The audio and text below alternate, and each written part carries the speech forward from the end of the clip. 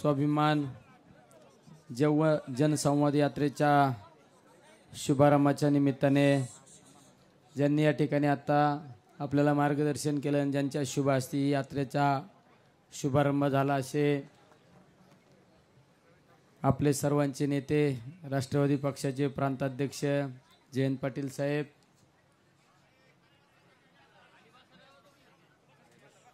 या कार्यक्रमासाठी ज्यांनी उपस्थिती दर्शवली असे पाथर्डी नगर आणि राऊरी तालुक्याचे कर्तव्यदक्ष आमदार प्राजक्तदादा तनपुरे, श्रीरामपूर तालुक्याचे आमदार लहुजी कानडे साहेब, राष्ट्रवादी पक्षाचे जिल्ह्याचे संपर्क प्रमुख अंकुश अण्णा काकडे आणि व्यासपीठावरील राष्ट्रवादी काँग्रेसचे जिल्हाध्यक्ष, शिवसेना पक्षाचे जिल्हाध्यक्ष गाडे सर, राजेंद्र दळवी, नगर शहराचे प्रथम महापौर भगवानराव फुलसौंदर, अशोकरावजी बाबर, शिवसेनेचे उपनेते साजन भैया, सत्तारभाई तांबुळे, शौकतभाई तांबुळे, नगर शहराचे माजी महापौर अभिषेक भैया कलमकर, काँग्रेसचे नेते वापारे साहेब, लोटके सर, शिर्के साहेब, सर्वच आता सगळ्याच मान्यवर, आता मी सगळ्यांचे नाव घेऊ शकतो पण आता सगळेच व्यासपीठावर आमच्या महिला जिल्हाध्यक्षा राजळेताई, महाविकास आघाडीचे सर्व नेते मंडळी, राष्ट्रवादी काँग्रेस शिवसेना, आमचे आपचे सुद्धा नेते मंडळी या ठिकाणी उपस्थित आहे. गाडे सरांनी मगाशीच सांगितलं का निलेश लंके हे शिवसेनेचेच होते, त्यामुळे माझ्या उमेदवारीचा सगळ्यात जास्त आनंद शिवसैनिकांना जास्त झालेला आहे. आता ज्यावेळेस महाविकास आघाडीची बैठक झाली सगळ्यात इतका उत्साह महाविकास आघाडीच्या बैठकीमध्ये होता. आमचे काँग्रेसचे जिल्हाध्यक्ष कुठे गेले काय, सर्वच म्हणजे महाविकास आघाडीच्या सर्व नेते मंडळींना त्या दिवशी आपण जी महाविकास आघाडीची बैठक घेतली त्या बैठकीचा एक आनंद वाटत होता. आणि आपण निवडणुकीला सामोरं जायच्या आधी आपण आपल्या मतदारसंघातील प्रश्न जाणून घेतले पाहिजे, आपल्या मतदारसंघातल्या अडचणी जाणून घेतल्या पाहिजे आणि त्या अडचणी जाणून घेण्यासाठी, त्या समस्या जाणून घेण्यासाठी आपण आपल्या आराध्य दैवत आपलं माता मोठा देवीला नतमस्तक होऊन आपल्या ह्या यात्रेचा आज शुभारंभ केलेला आहे. ही यात्रा 16 दिवस चालणार आहे आणि या 16 दिवसामध्ये आपण जास्तीत जास्त गावामध्ये जाऊन त्या गावातल्या त्या परिसरातल्या अडचणी जाणून घेण्याचा प्रयत्न करणार आहे. त्या ठिकाणच्या समस्या काय, त्या ठिकाणी रस्त्याचा प्रश्न काय, त्या ठिकाणी वेगवेगळ्या अडचणी काय, पिण्याच्या पाण्याचे प्रश्न काय, बेरोजगारीच्या काय प्रश्न, हे सगळे प्रश्न जाणून घेण्यासाठी आपण ही जनसंवाद यात्रा, स्वाभिमान जनसंवाद यात्रेचा शुभारंभ मोठा देवीच्या या परिसरामधून केलेले आहे. आणि देवी मातेला जर दर्शन घेऊन आपण आपली ही स्वारी सुरू केल्यानंतर ही स्वारी डायरेक्ट आता दिल्लीतच जाऊन थांबत असते. हे काय आता हे थांबत नसतं, हे जगन्नाथ का रथ आहे. या जगन्नाथाच्या रथाला कुणी आता खांदा देईन, पुढे गेल्यावर कुणी खांदा देईन, पण ह्या काय रथ काय थांबत नसतो. ही थांबणारी गोष्ट नाही. आणि मी सुद्धा बऱ्याच निवडणुका पाहिल्या पण या निवडणुकीमध्ये मला एक वेगळं चित्र जाणवलं, कारण ही जनतेने निवडणूक हातात घेतल्याने वाटते मला. म्हणजे मला काल परवा आम्ही शेवगाव भागामध्ये होतो, काही तरुण सहकारी मला भेटले संतोषराव, आणि त्यांनी सांगितलं आता तुम्ही जरी म्हणले ना मतं नका देऊ तरी आम्ही तुम्हालाच मतं देणार आहे. म्हणजे अशी परिस्थिती निर्माण झालेली. पण आपण निवडणुकीला सामोरं गेल्यानंतर, आपण निवडून आल्यानंतर आपण आपल्या मतदारसंघातल्या सर्व आपल्याला प्रश्नांची जाणीव पाहिजे, आपल्या भागातील वेगवेगळ्या भागातील अडचणी माहिती पाहिजे. नाही तर पाहिलं असून तुम्ही बऱ्याच वेळा उमेदवार निवडून आल्यानंतर डायरेक्ट 5 वर्षांनीच फिरका त्या दाळगुळ वाटायला. म्हणजे साखर वाटप केली, कुणी काय डाळ वाटप केली, म्हणजे डायरेक्ट 5 वर्षांनी. पण ती सुद्धा साखर वाटपाला सुद्धा माझं श्रेय ध्यानात धरा. मी नसतो ना, ती साखर नसती, हे भेटलेच नसे महाशय तुम्हाला. जर आपल्याला त्या मतदारसंघातील प्रश्न माहीत असले, मग आपल्याकडे एक डाटा तयार असतो. आपण प्रश्नपत्रिका तयार असल्यानंतर, उत्तर पत्रिका तयार असल्यानंतर आपल्याला माहिती असते पाथर्डी भागात गेल्यानंतर कुठल्या गावात कुठली अडचण आहे, कर्जत जामखेडला गेल्यानंतर कुठली अडचण आहे, श्रीगोंदा भागात गेल्यानंतर कुठली अडचण आहे. या अडचणी जर आपल्याकडे सगळा एक संग्रह असला तर पुढल्या 5 वर्षामध्ये आपण निवडून आल्यानंतर आपण काय केलं पाहिजे, लोकांच्या अडचणी काय आहे ह्या डोळ्यात खालून घातल्या पाहिजे आणि त्या अडचणीची नोट पाहिजे. म्हणून आपण प्रत्येक गावामध्ये जाऊन ही जनसंवाद यात्रेच्या माध्यमातून प्रत्येकाचं मत जाणून घेण्याचा प्रयत्न करणार आहे. त्याचा शुभारंभ आज या ठिकाणी केला मोठा देवीचं दर्शन घेऊन, आणि त्याचा समारोप नगरच्या विशाल गणपतीचं दर्शन घेऊन आपण त्याचा समारोप करणार आहे. तो समारोपाचा कार्यक्रम आपले सर्वांचे युवा नेते आदरणीय आदित्य ठाकरे साहेबांच्या उपस्थितीमध्ये त्याचा समारोप करणार आहे. नंतरच्या 17 तारखेपासून तर 25 तारखेपर्यंत एक फॉर्म भरण्याचा कालावधी आणि नंतरचा निवडणुकीचा धामधुमीचा कालावधी असणार आहे. पण या 16 दिवसामध्ये आपण जास्तीत जास्त गावात जाऊन भेटी घेण्याचा प्रयत्न करणार आहे, त्यांच्या अडचणी जाणून घेण्याचा प्रयत्न करणार आहे. आपल्या भागामध्ये मला सुद्धा बऱ्याच पत्रकारांनी प्रश्न विचारला की तुम्ही निवडणुकीला कसं सामोरं जाणार. मी सांगितलं, निवडणुकीला सामोरं जात असताना हा मतदारसंघ भौगोलिकदृष्ट्या सर्वात मोठा मतदारसंघ आहे आणि या मतदारसंघातल्या वेगवेगळ्या भागातील वेगवेगळ्या अडचणी आहेत. आपला भाग जवळजवळ 70-75% भाग आपला दुष्काळी भाग म्हणून आपल्या मतदारसंघाकडे पाहिलं जातं. नगर दक्षिण मतदारसंघाकडे एक 15-20% हा भाग पिण्याच्या पाण्याच्या ओलिताखाली असणारा भाग आहे. मग 75% जर भाग दुष्काळी आहे, मग त्या भागातल्या अडचणी काय, तर सगळ्यात महत्त्वाची अडचण आहे ती म्हणजे बेरोजगारी. जर आपण बेरोजगारीवर मात करू शकलो तर माझ्या बेरोजगार तरुणांना जर आपण रोजगार देऊ शकलो तर ते कुटुंबाला त्या ठिकाणी एक आधार देण्याचं काम आपण भविष्य काळात करणार आहे. माझा तर एक निर्धार आहे, मी बोलतो ते करतो आणि जे करतो तेच बोलतो. आता बऱ्याच वेळा लोक दुसऱ्याच्या झेंड्यावर पंढरपूर करतात, माहिती आहे ना तुम्हाला.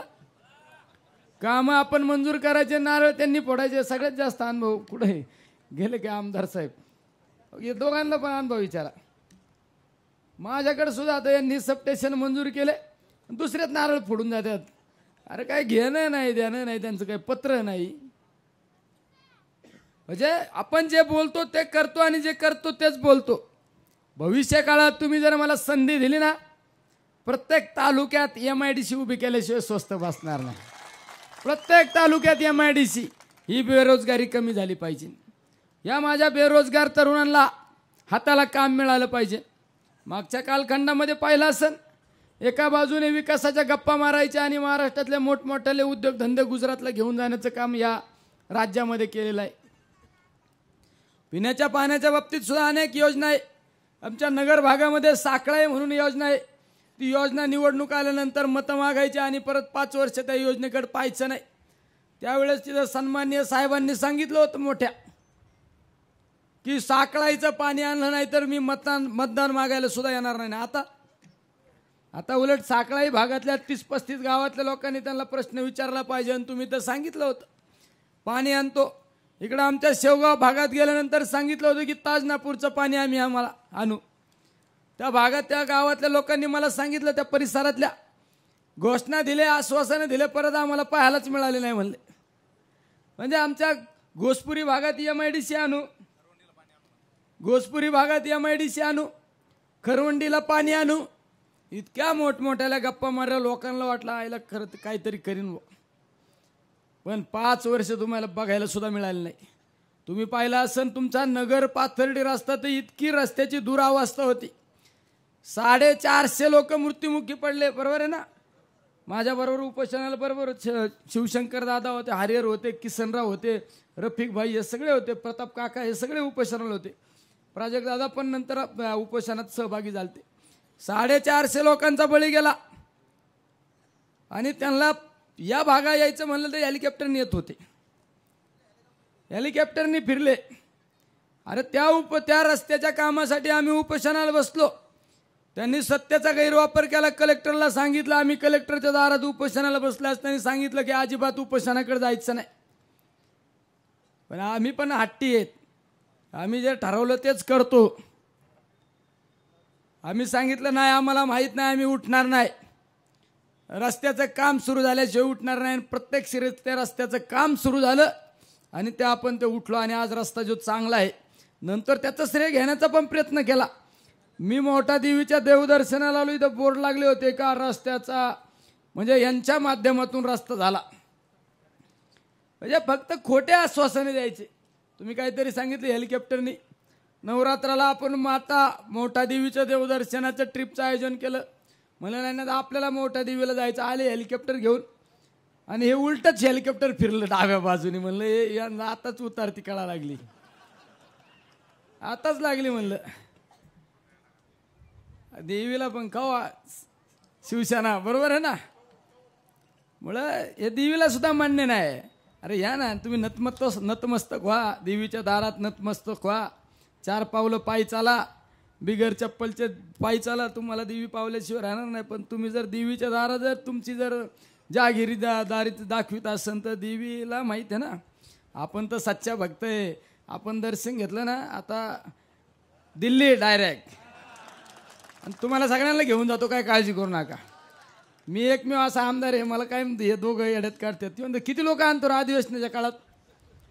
200-400 लोक दरवर्षी घेऊन जातो मी. डायरेक्ट लॉबीत बसतो आणि लॉबीत बसलो खालून फोटो काढतो. त्याचा फोटो व्हायरल झाला का तो पण खुश. तसं तुम्हाला डायरेक्ट संसद दाखवली का कोणी? हा कोणी दाखवली? धाकणे साहेबांनी दिल्ली दाखवली तुम्हाला. आता डायरेक्ट मी तर सगळा लोंढाच घेऊन जातो दिल्लीला. म्हणजे सगळ्या लोकांना आपण काय करतो याची जाणीव झाली पाहिजे. सुद्धा माझ्या मतदारसंघामध्ये आमदार झाल्यानंतर जास्तीत जास्त कामं करण्याचा प्रयत्न केला. मतदारसंघातल्या अडचणी जाणून घेऊन मदत करण्याचं काम केलं. व्यक्तिगत स्वरूपात सुद्धा तुम्ही पाहिलं असेल.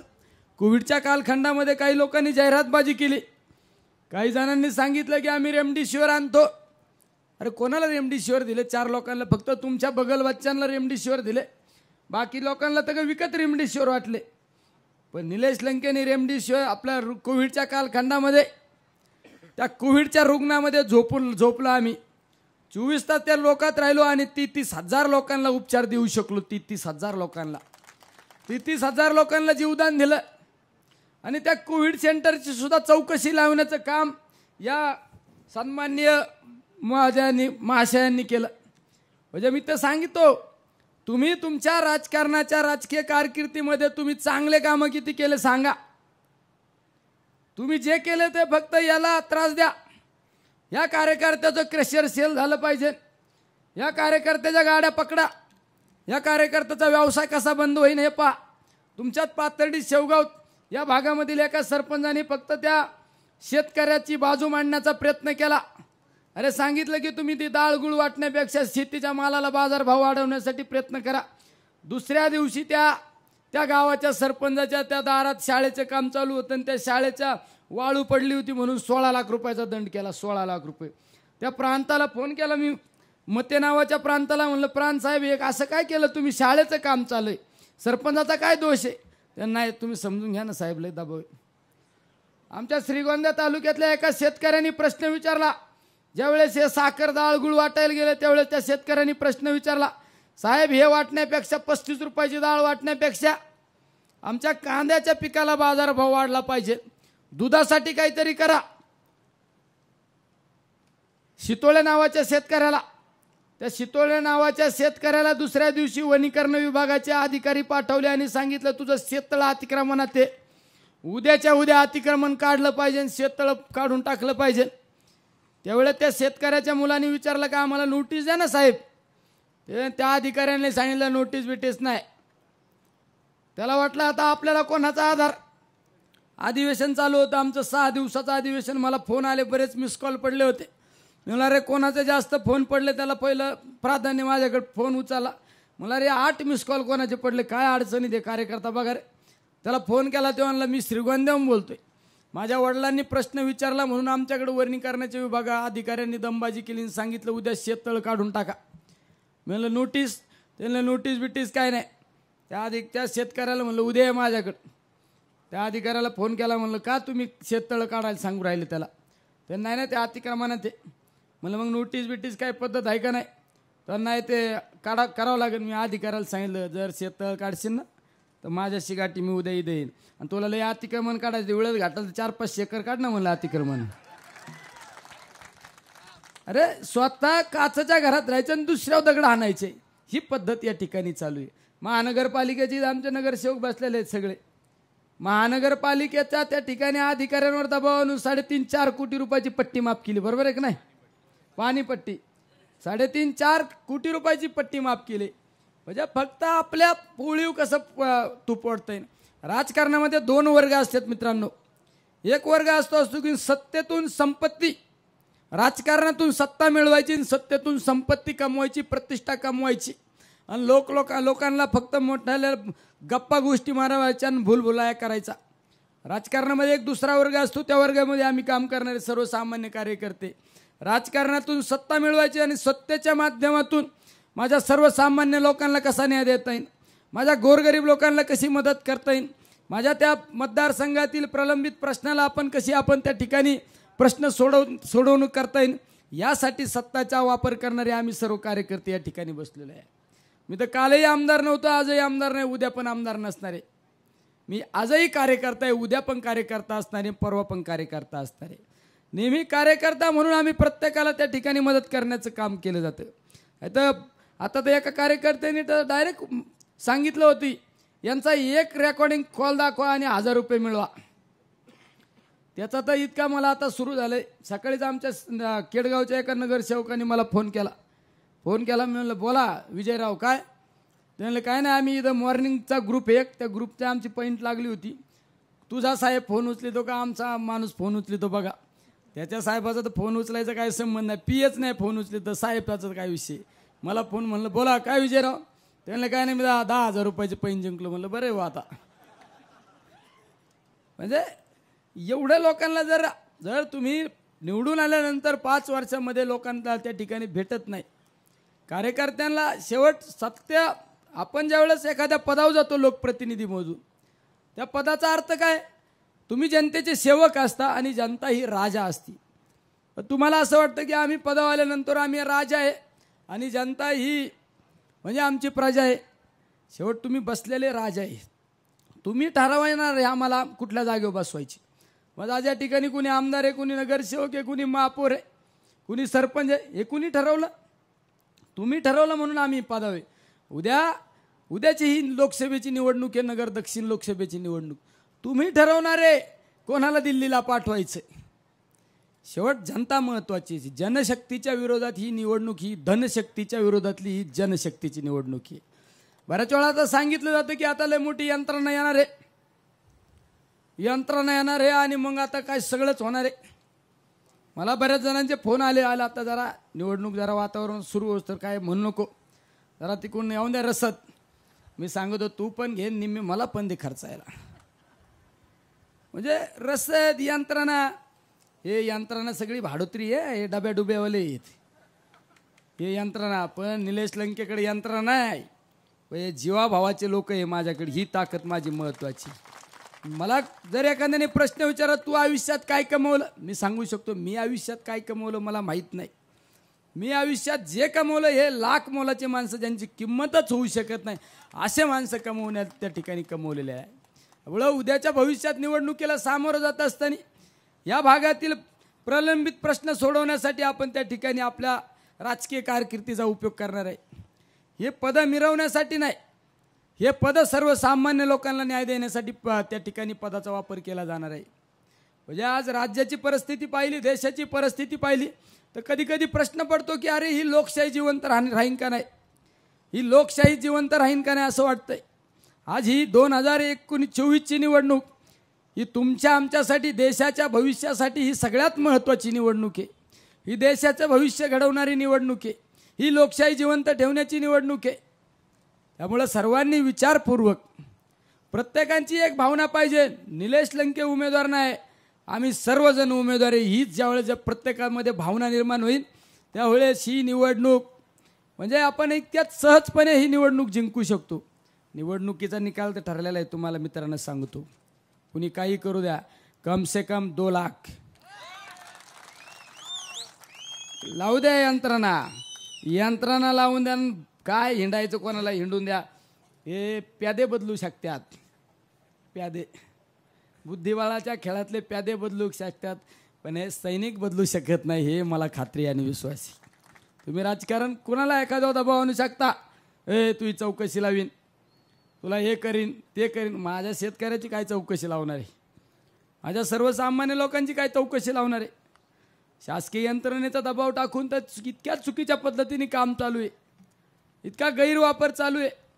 अरे काल परवा आमच्या भिंगार परिसरातील आमच्या एका युवक कार्यकर्त्यांनी राष्ट्रवादीमध्ये प्रवेश केला म्हणून दुसऱ्या दिवशी तडीपारीची नोटीस काढली.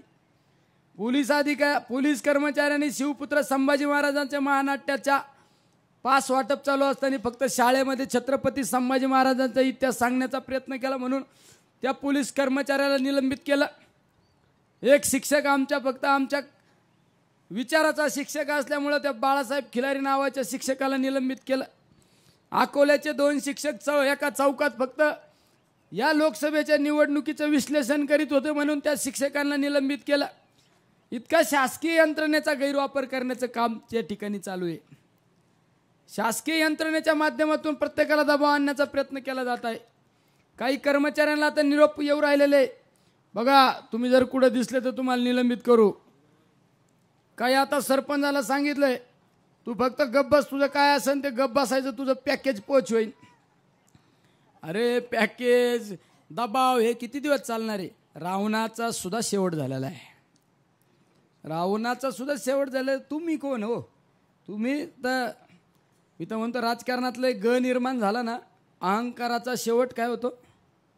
अहंकाराचा शेवट होत असतो, हे सगळ्यात महत्त्वाचे. या देवी मातेने सुद्धा राक्षसाचा संहार केलेला आहे. देवी मातेच्या रूपाने सुद्धा राक्षसाचा ज्या वेळेस या समाजामध्ये विकृती निर्माण होते त्याचा संहार करणारं कोणीतरी तयार होतं ना.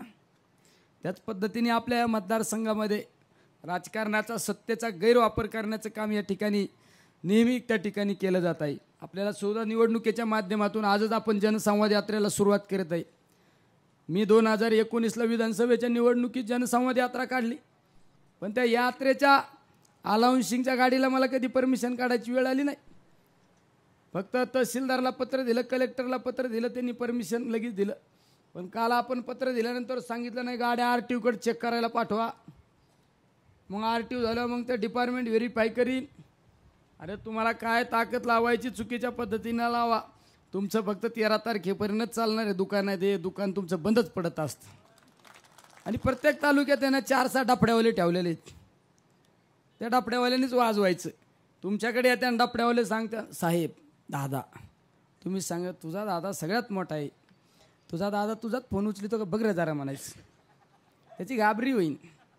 ते म्हणून नाही मग पहिनीला हरत नाही. तुम्हाला तू या साहेबाला फोन लाव, मी माझ्या माणसाला फोन लावतो, नाही फोन उचलला तर अर्धा तासात रिटर्न नाही फोन आला नाही, मी तुझ्या तंबूत दाखवलो तर नाही तू माझ्या तंबूत दाखवलो. अरे हे फक्त लोकांना राजकारणातून फक्त आपल्या प्रतिष्ठेसाठी लोकांना त्या ठिकाणी दबाव तंत्राखाली ठेवण्याचं काम या ठिकाणी केलं जात आहे. त्यामुळे या जिल्ह्याला मी सांगू इच्छितो, मोकळा श्वास घेतला पाहिजे. कोणाला कोणत्या पद्धतीने कोणाला कोणत्या विचाराने राजकारण करायचं असेल त्यांना राजकारण करून द्या. प्रत्येक तालुक्यामध्ये ढवळाढवळ करायची, प्रत्येक तालुक्यामध्ये चुकीच्या पद्धतीने सत्तेचा गैरवापर करण्याचं या मतदारसंघामध्ये काम चालू आहे. त्यामुळे सर्वांना या गोष्टीला जर मुठमाती द्यायची असेल तर आपण सगळ्यांनी आजच कामाला लागलं पाहिजे. आपण जर आज जनसंवाद यात्रेच्या माध्यमातून आज आपण सामोरं जात असेल तर प्रत्येकाने आपल्या नातेवाईकांना भेटलं पाहिजे, आपल्या संबंधित लोकांना भेटलं पाहिजे. आपल्या परिचयाचे लोक असू संबंधित लोकांना भेटून आपल्या प्रवाहात कसं दाखल करता येईल यासाठी आपण प्रयत्न केला पाहिजे. हे सगळ्यात महत्त्वाचं असतं. गाडे सरांनी मग सांगितलं निलेश लंकेंचा फोन येऊ नाही येऊ आपण कामाला लागलं पाहिजे. बऱ्याच वेळा मी सुद्धा एक नवीन उमेदवार आहे, माझ्याकडून एखाद्याला फोन नाही झाला, एखाद्याची संपर्क न साधला तर त्यांनी नाराज न होता आपण ठीक आहे बुवा समजून घेतलं पाहिजे. ही निवडणूक ही समजून उमजून घेण्याची निवडणूक आहे आणि आदरणीय पवार साहेबांच्या विचाराची निवडणूक आहे.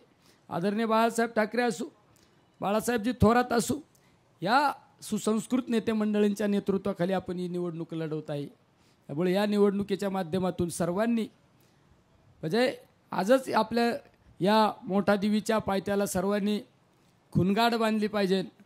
आम्ही आपल्याकडं 4 तारखेला या मोठा देवीच्या दर्शनाला गुलालच घेऊन येऊ ही सर्वांनी त्या ठिकाणी शपथ घेतली पाहिजे. आणि या ठिकाणी कमी कालावधीत इतक्या बहुसंख्य संख्येने सर्वजण उपस्थित आहे. त्यामुळे सर्वांना धन्यवाद देतो. आणि आपण जी जनसंवाद यात्रा काढलेली आहे त्या यात्रेचा आजचा हा पहिला दिवस.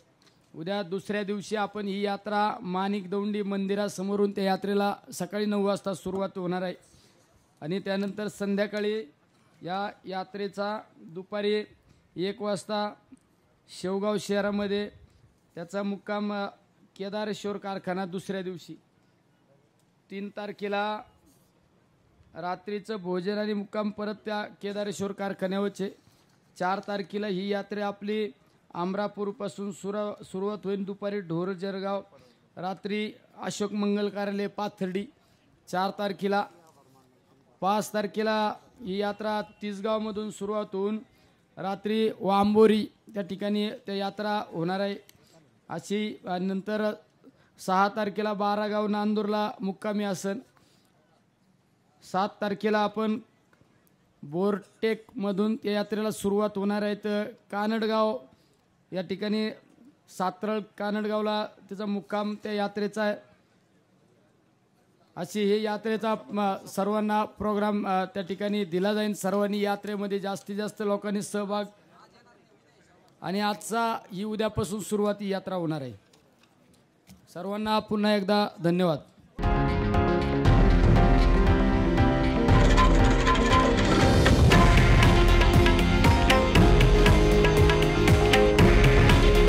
हे आहे देशातील नंबर 1 न्यूज नेटवर्क आणि आपण पाहत आहात TV9 मराठी. काळजी तुमची, हित महाराष्ट्राचं.